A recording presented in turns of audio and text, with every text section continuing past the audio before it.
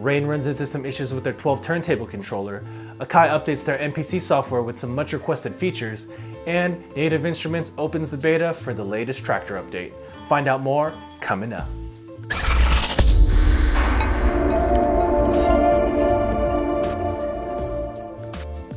Thank you for watching PDot TV, where you'll find tips, tricks, and tutorials for DJs and music performers. Now let's get into the video. So along with the release of their latest flagship mixer, the 72, Rane also released their first turntable/controller, dubbed the Rane 12. Now I've talked about the Rane 12 in the past in other videos, and a lot of DJs out there have been really interested in this product. Between this and the Phase, it really looks like the era of us using cartridges and needles as DJs is kind of making its way out the door. But it looks like Rane has run into some issues with the Rane 12. Now it seems not all the units face this issue, but what basically happens is if you're pulling back hard on the actual turntable controller, the motor will start to spin really quickly, or if you engage and disengage the start-stop really quickly, you could get the same effect, where the motor starts speeding up and spinning out of control, which pretty much makes the unit kind of unusable at that point unless you restart it. But to Rane's credit, they've come up with a pretty nice solution to get this issue resolved for all the DJs out there that have encountered it. Basically, you just go ahead and visit Rane's website and fill out all the needed information, and you can go ahead and ship your 12 back to Rane without any added cost to the user, and they'll go ahead and fix the issue and then send it right back to you. Now, although this issue really shouldn't have happened in the first place, now that it did occur, I think Rane's handling it very well.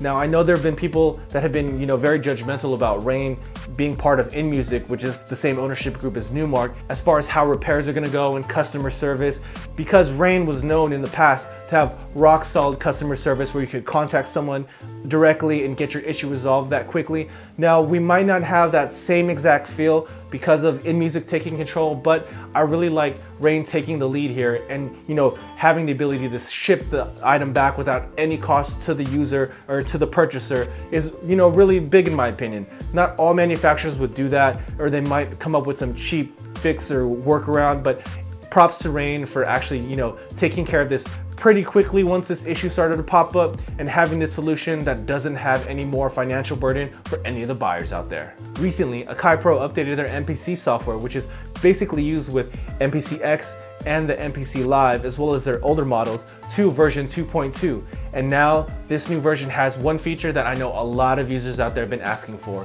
You can now MIDI map and use external MIDI controllers, which means that not only can you use just the actual Akai Pro MPC controllers, but maybe you want to use a keyboard or anything like maybe even a launch pad, you can now MIDI map the functionality in the actual software to use with other controllers besides just the MPCs. Now, this is something that's been missing in the past, and I'm really glad to see Akai Pro step up and go ahead and offer this feature, because besides the MPCs, which have a lot of functionality and they're nice pieces of hardware, the ability to have other controllers mapped out to other functions really opens the door. Because say you have a controller like the MPC Live, where a lot of those things are in the touchscreens and submenus, now you can get those functions that you want at a moment's notice and map them to a secondary controller, and they're right there at a click of a button just by adding on another controller.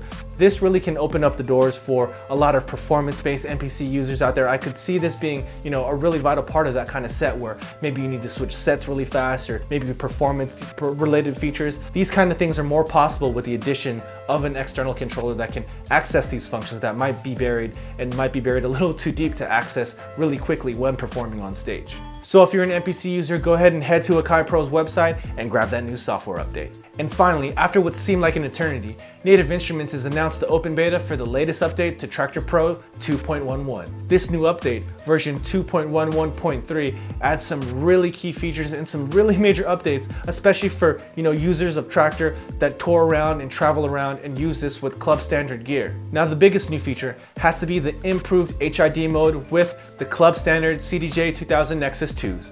Now you get waveforms that are fully colored and have different color modes, as well as the small stripe at the bottom of the CDJ screen has integration with Traktor Pro 2 now as well. So you have that nice colored waveform with the big waveform as well as that small overview waveform. You also get the phase meters on the CDJ 2000 Nexus 2s working in conjunction with the Traktor Pro 2 software. So that now works in HID mode. So if you are a Traktor user and don't use sync and you rely on those phase meters, now they have better integration with the CDJs in HID mode. Also, just like with Serato DJ Pro, you now get beat jump buttons on the screen, on the touchscreen with the CDJ 2000 Nexus 2s as well. So now you have access to 2, 4, and 8 beat jump controls right there on the actual deck without having to go into the software on your computer.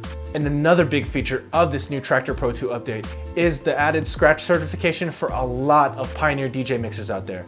You now have scratch certification for the DJM Tor 1, the DJM 750, the DJM 750 Mark II, the DJM 450, and the DJM 250 as well. So if you aren't clear what scratch certification means with Traktor Pro, that means you can plug directly into the mixer and use that with DVS without the addition of an external audio interface. So you can plug directly into any of those DJMs that I just mentioned and use that with either control vinyl or CDs with control signal or USBs with control signal, which opens the door for a lot of touring DJs like I mentioned before, because not only do you get better HID integration with the media players, now more mixers can be used seamlessly with Traktor Pro 2 as well. Now to me, out of those mixers, the standout would have to be the DJM 250 Mark II, because as an entry-level mixer, previously the only software that worked with it was Rekordbox DJ, but I'm sure there has to be a group of DJs out there that have, started on Traktor, maybe on another controller like an X1 or an S2 or something small, and that wanted to make the jump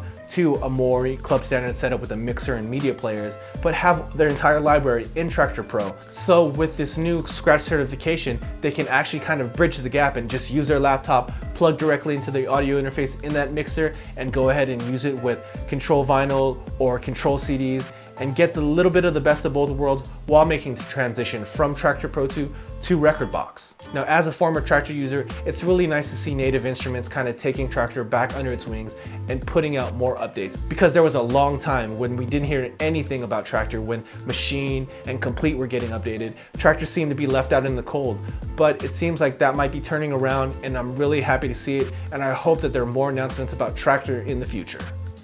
So that's it for the news this week. So question of the day, have you gotten a chance to play with the Rane 12 yet? Go ahead and leave it.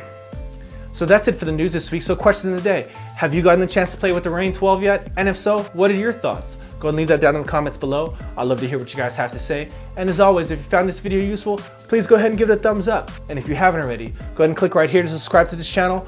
Or if you'd like to watch more content, go ahead and click on that video right there.